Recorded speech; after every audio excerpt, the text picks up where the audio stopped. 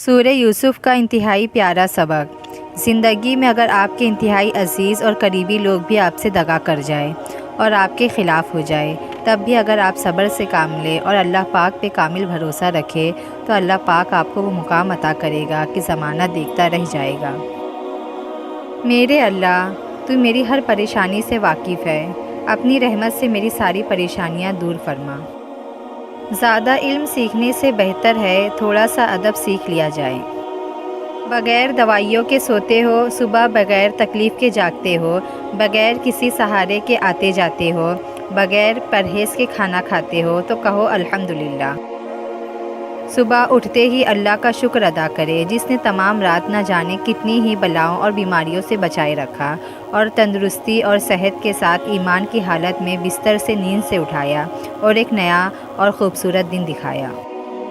اللہ تعالیٰ کو ہر وقت اپنے ساتھ سمجھنا افضل ترین ایمان ہے۔ بچوں کو صبر کرنا سکھائے، انہیں ہر چیز لے کر نہ دے۔ ہر چیز ان کے پاس ہوگی تو وہ رب العالمین سے کیا مانگیں گے؟ انہیں رب العالمین سے ہر چیز مانگنے دے تاکہ رب سے ان کا تعلق مضبوط ہو۔ کم کھانے میں صحت ہے، کم بولنے میں سمجھداری ہے اور کم سونا عبادت ہے۔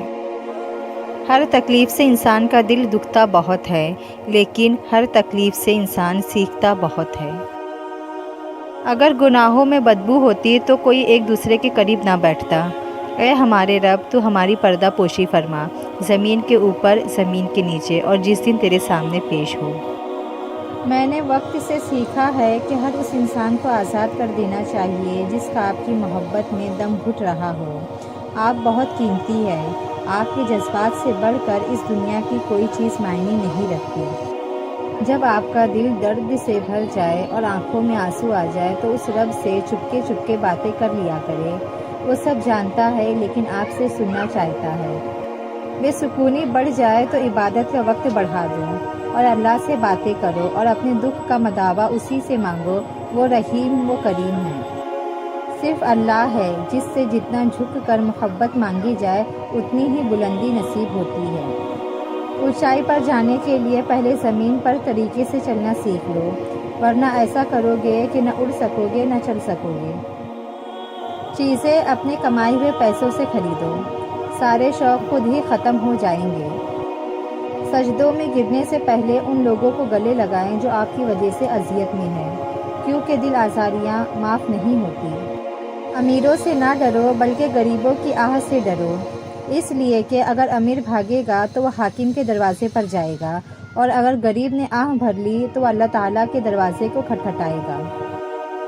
زخم کھا کر بھی مسکرانا اور ناخوش ہوتے ہوئے بھی خوش رہنا، دراصل یہی ہماری اصل طاقت ہوتی ہے۔ ادب کا دروازہ اتنا چھوٹا اور تنگ ہوتا ہے کہ اس میں داخل ہونے سے پہلے سر کو جھکانا پڑتا ہے۔ سب سے بڑا فتنہ مانگ ہے، جس کے پیچھے لوگ ہر رشتے کی اہمیت کو نظر انداز کر دیتے ہیں۔